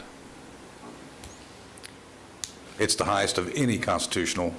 Now, you and I had a conversation last year about you weren't getting enough fees. The governor had just signed a bill 3 months earlier giving the clerks in the state more money. It was 45 million statewide. Regardless, the state determined that the clerks needed more money. So we're not going to be here to debate this all night, but I asked a question earlier today that I really need an answer to, because I looked at the budget closely. So I asked Mr. Malloy, are you giving your employees bonuses? We don't give bonuses. We have a pay policy. We present that to the county for their review. We are audited by the Department of Financial Services. We approve our pay policy. So was a particular tax collector in this county once before. So my question, No, I'm I saying guess, would Department be... of Financial Services, State of Florida is different. Understood. Than the Understood. outside auditor here. Do I have a misunderstanding that there was some indication of bonuses to employees at the clerk's office? I mean, that's what we were told, that they were given bonuses at the clerk's office. Are any of our employees in the county getting bonuses? No. Are any of the sheriff's department people getting bonuses that we're aware of? That I would not think so. Sheriff, no. Okay. And we've requested the bonus policy from the clerk? I have. I was provided a policy that was... They're not called bonuses, it's called other payments. Oh, that's convenient. Okay. I think we need to know more about that. And I think the county manager is going to have to sit down with the clerk and also figure out, almost 2 years ago, the clerk requested $182,000 for a special project. We agreed to fund that special project for $182,000. And that was for an e-warrant system for the courts and our law enforcement to be able to do things more seamlessly. At the end of that year, I asked, how's the e-warrant going? Well, nothing's happened. Well, where's the $182,000? What is the response that we received back from the clerk's office inquiring about the $182,000 special project that it was spent on? The response from the clerk's office was that it was spent on personnel services and operating expenditures related to other CGIS projects. So it wasn't used for what this Board of County Commission agreed to fund. Is that fair? Chairman, I just It's a bit more distributed... it is a bit more nuanced than that, Chairman, because the $182,400 was withheld by the clerk from the sum that he was returning to the county that year, with an indication of several projects that he was going to use that money for, in addition, e-warrants and a few other projects. But when the county staff followed up several months later, it was actually spent for different purposes. Okay. Chairman, before the meeting, I shared with you, because you brought this issue up at September 11th, 2024. So you brought this same issue up a year ago, and there were some other misstatements about the budget. So I sent this letter to you, and I copied the board, that had a very detailed explanation of some of the things that were said that were, in my view, maybe not quite understood. But the $182,000 that we talked about, again, are things that are county responsibility that the clerk has been paying for. These are Article 5 constitutional required mandates of the county, which is very clear that the county is supposed to pay for multi-agency criminal justice services that we provide for the law enforcement community. And that's the whole issue of this. The second district ruled in favor of Pasco County. It should be clear. And it's the issue we've been having for years now, talking with you, is the recording money that is clerk money. It's not county money. I'm not a county department. When we do a passport, when we do a recording, it comes into a separate budget item, and we're using those to fund county responsibilities such as Article 5 criminal justice information systems. So all those funds have been allocated. The sheriff didn't move forward with the e-warrant section, but that was one small sliver of the 82 we held back. And this is being very transparent with the county about some of the things we're doing to help out the judicial system. So there was not $182,000 of county money that was like used improperly. This is clerk money that we spent on county responsibilities to support the law enforcement community. So I think everyone on this dais supports our law enforcement. I think that's well proven throughout the decades in this county. My expectation would have been the same expectation I have for my children. If they need money to do something, I expect it to be spent for what they tell me it's going to be done for. It was spent If on not, then get back to me and say, look, we're not going to do the e-warrants. We're going to do something different. That's a conversation the county manager could have had, and we could have moved forward. But I don't want to spend a whole lot more time on this. It's not really the place. I'm trying to flush this out. Commissioner Lockhart. I guess my bottom line question, Mr. Malloy, if you'd be gracious enough to answer it, based on the statement that was said that you made at a public meeting, is do you need more money to fulfill your obligations that you believe that you have or not? When it comes to the Article 5... No. Yes, as far you as... need more money from this county to fulfill your obligations. That's what the issue is Thank with you. Article 5. Now, when that happens, that's it. no, Because this- here's the thing, Mr. Malloy, every constitutional officer has come up here and they have told us, this is what we need from you in order to fulfill our responsibilities, and they've owned it. And you have just clearly said repeatedly, and I've seen it on social media plenty, and that, you know, you are putting yourself, and I appreciate it so much, the fact that people say, oh, we're all working together, and we're all... That is very gracious, but it is, yet again, not a terribly true statement, because there is a continual undermining and misstatements and things that are being said publicly that is frankly misleading the public and making this very unnecessarily contentious. And I think that everybody just needs to realize that what they read on social media isn't necessarily accurate, and that we are more than happy to be honest with everyone about where the needs are and where the money is spent, but I certainly hope that it is not true that you are going around telling people that you are living within your means and not asking for more money, and everybody else is just, you know, a drunken sailor. This office has been very transparent with the county, and we spent a lot of time last year working with Darren. At one point, the Article 5 funding was included in the budget, and then it was taken out before the first public hearing, which is why I then went to the courts for clarification on that issue. But I will point out that you compare us to other counties, we are the lowest cost comptroller office of any comparable county, from $3 to $6 to $8 million. And we have one of the lowest millages in the entire region. All right, we're going to wrap that up. Thank you, Mr. Malloy.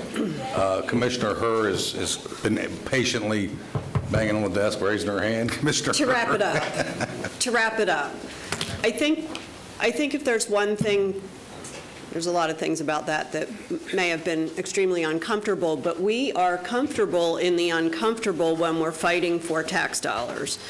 We were comfortable in the uncomfortable with the sheriff. We've been comfortable in the uncomfortable with all of the constitutional officers, and they have been comfortable in return.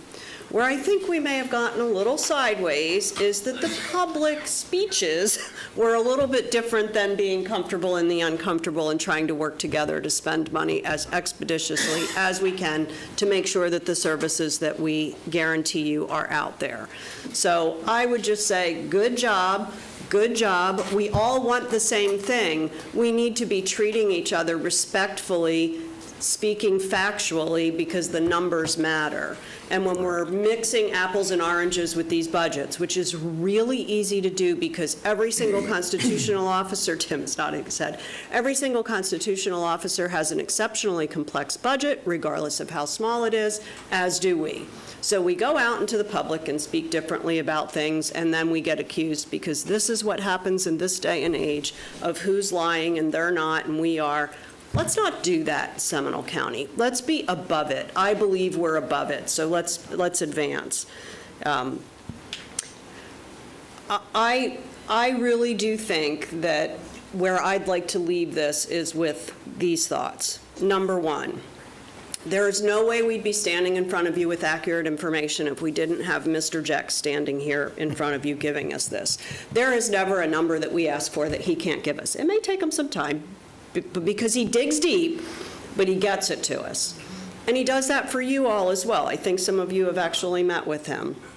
I would also tell you that the entire county team, including all of the directors and the employees and the constitutionals, have all weighed in on this budget to make it as effective as it can possibly be.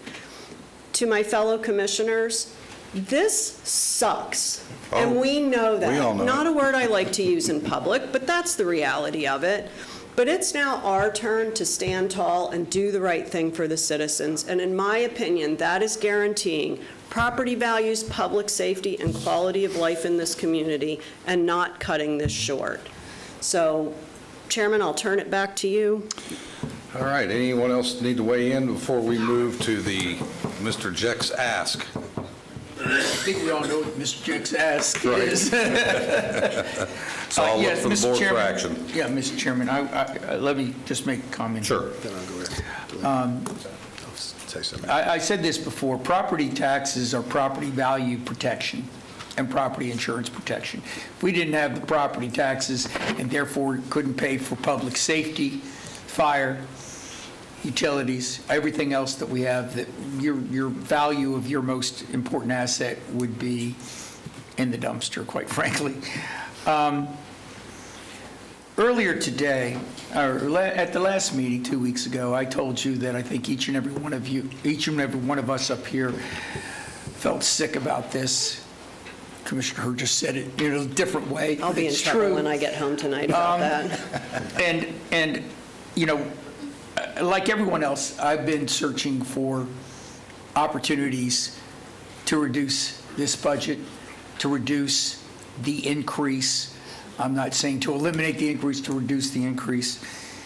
And so, you know, over those last 2 weeks, I've really been focused in on how we can do that. And I used the word shared sacrifice a number of times. Our own county manager has used that.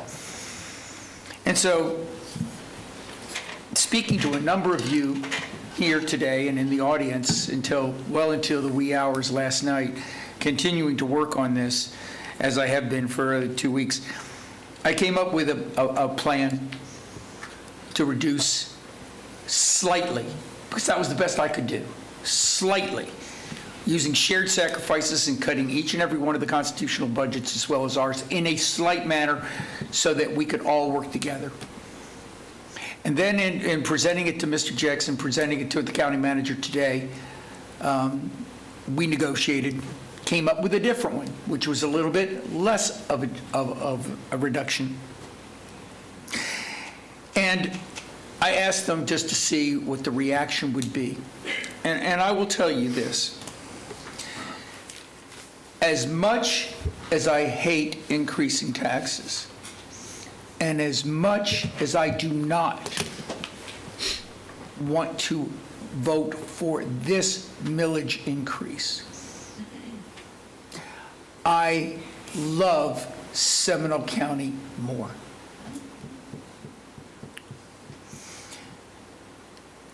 This is not about Doge, that political nonsense, I'm going to tell you that right now, that comes up with the answer before they even investigate and tell people that it's a reduction, or that you know, there's money wasted.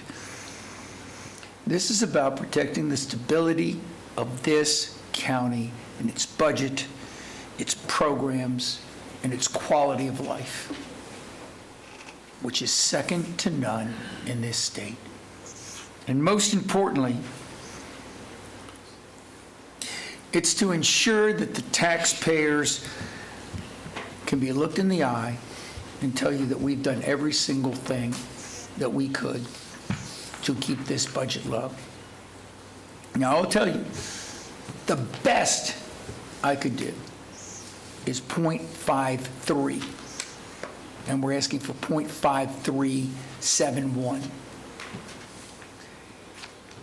It is insignificant, and quite frankly, it could potentially, in told to me by the county manager and the county budget director, Tim Jiggs, this could, not today, but the stability of this county in the future could possibly be jeopardized, because all of it is based on not this year, but long-term viability. I'm going to look at somebody that I believe in, that all of you believe in, is probably a great American. His name was Benjamin Franklin. Benjamin Franklin, about 238 years ago, on this day, within a week of this day, when the Constitution of the United States was being approved in 1787, and I'm going to paraphrase because it was a long speech, basically said, doubt a little bit of your own infallibility. Those that still have objections, doubt yourself a little. I'm sure this budget is not perfect, but approach it with humility. He said, I agree with this Constitution with all of its faults, and I question myself because I am not perfect. Fact of the matter is, I'm sure that anybody out there could say, I don't want to spend, and Commissioner Lockhart said this a little bit. You know, somebody said, we don't need to spend it on Kids House. Kids House saves us money. Somebody else said that we shouldn't spend it on Sunrail. Hey, look it. I get it. You see it, that's sometimes empty. But have you ever heard of transit-oriented development? I can show you 3 developments that have come into Seminole County that have given more taxes than we're spending on Sunrail. It's never going to be at the toll booth. It's because you're building a community and the quality of life that community serves.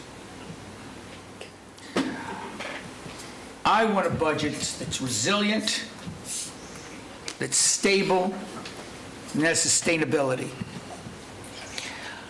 I truly believe that this staff, and I'm going to thank every one of them, especially the manager and Mr. Checks, have done this. And I applaud the commissioners with their courage. I wish we could cut this. I would like to cut it. But I am not willing to jeopardize this county to cut it. And therefore, Mr. Chairman, if I can do, I will move the adoption of the 25-26 final millage rate as presented. Second. Motion and a second. Further discussion. I think Commissioner Delary has been patiently waiting. Please, sir. That's all right. Go right ahead.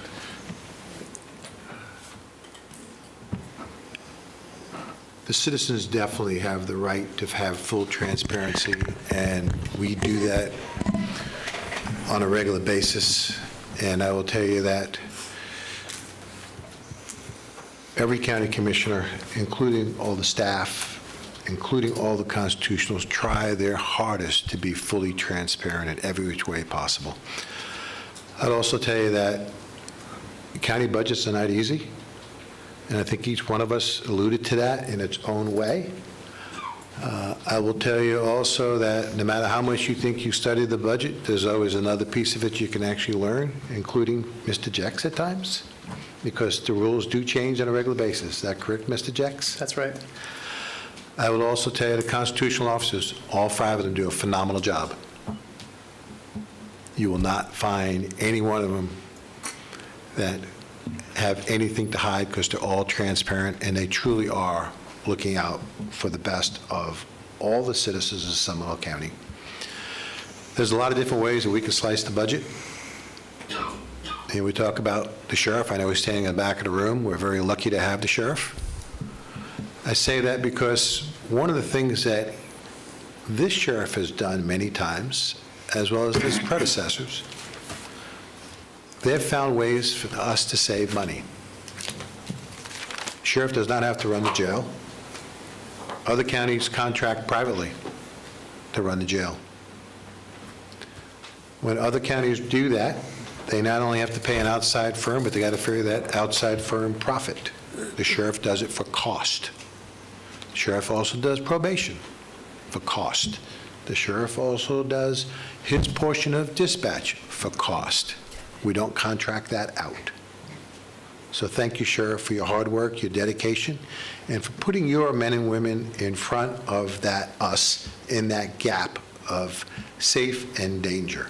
So thank you, and please tell them, we all, as well as the citizens of Seminole County, thank you for your leadership and for keeping us safe. I'd also tell you that there are times where you heard us talk about Sunrail. When we first agreed to have Sunrail, we had a contract with the state. And the contract with the state of Florida was, and Tim can do a better job of the numbers, but it's basically $5.2 million a year, roughly. Because of that, they underestimated, and because of that, they actually told us that that $5.2 million is now grown to a little over $11 million, and it's still growing. We don't have a choice, we have to pay it. Could we go back to the $5.2 million? We would love to do that. It's not going to happen.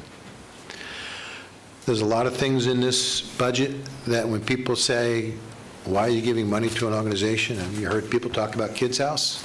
I sit on the board of Kids House. One of the things that Kids House does is that it protects the most vulnerable population of our society, children. And you'd be amazed that you can actually see children being violated a couple days old, all the way up to 18.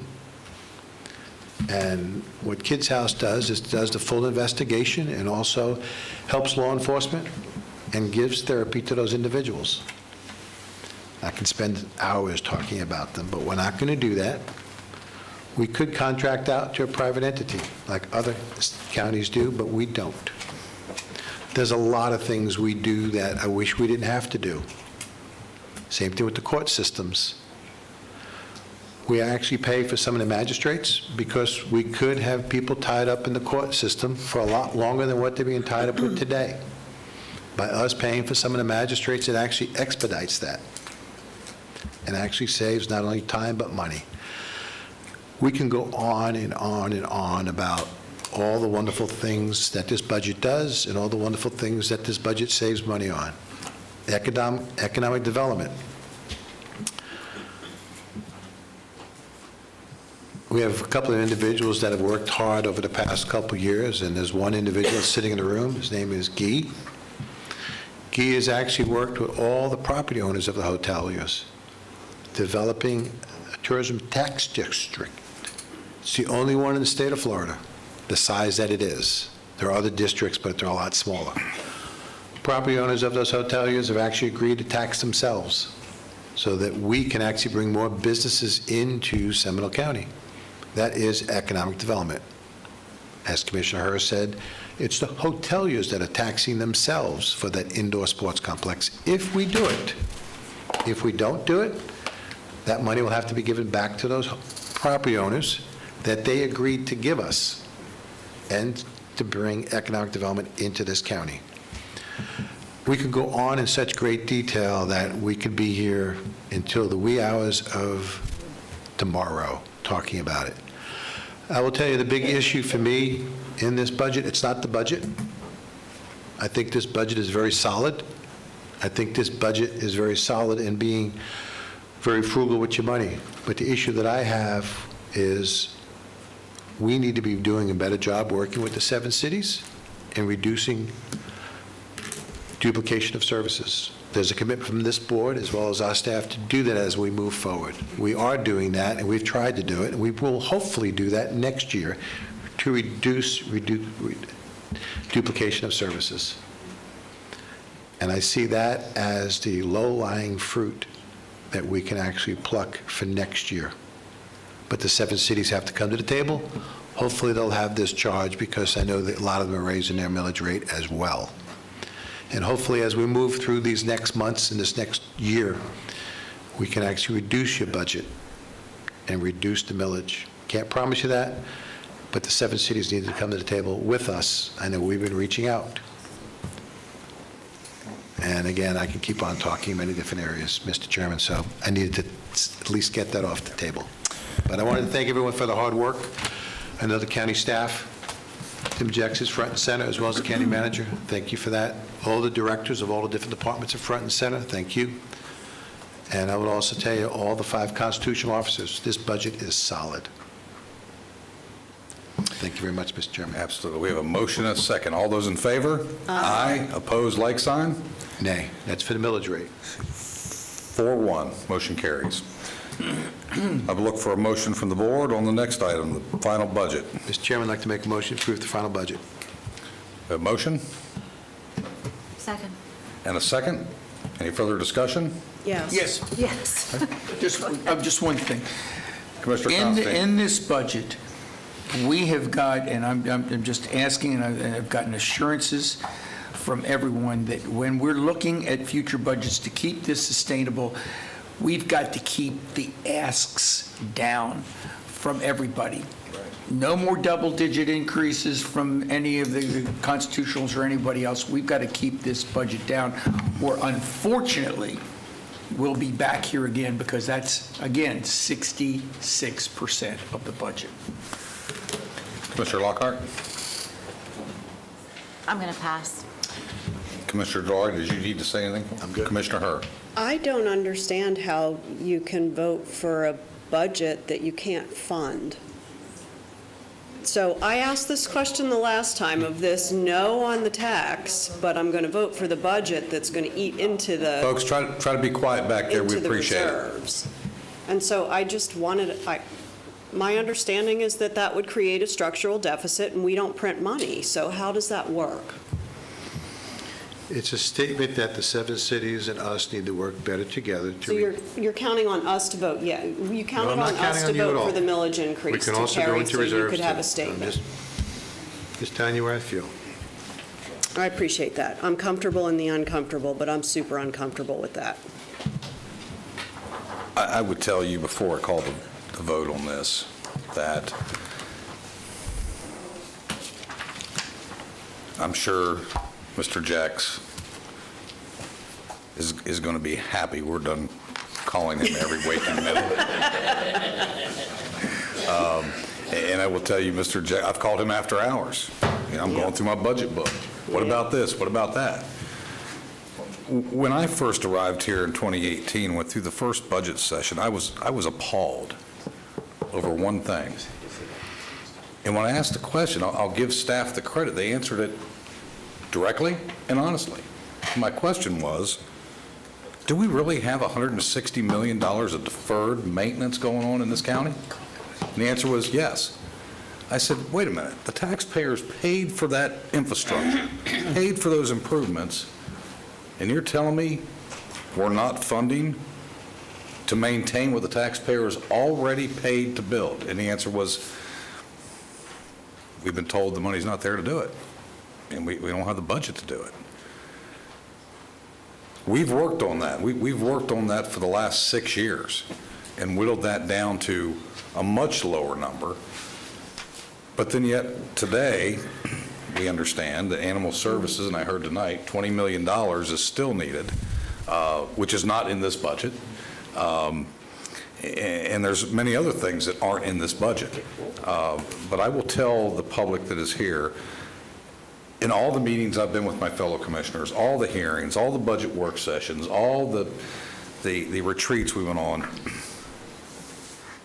every one of them struggled to try to make a decision what was the right thing to do. And at the end of the day, I think that the common theme was that Seminole County is a great place to live, work, play, and raise a family. And if we were to continue for that to happen, then we needed to make sure that we set up the next generation for success, so this is not an ongoing problem. So I applaud each and every one of you. I know this has been difficult for all of us,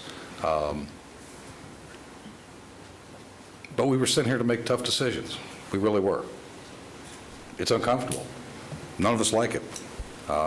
So with that said, I will call the question. All those in favor? Aye. Opposed, like sign?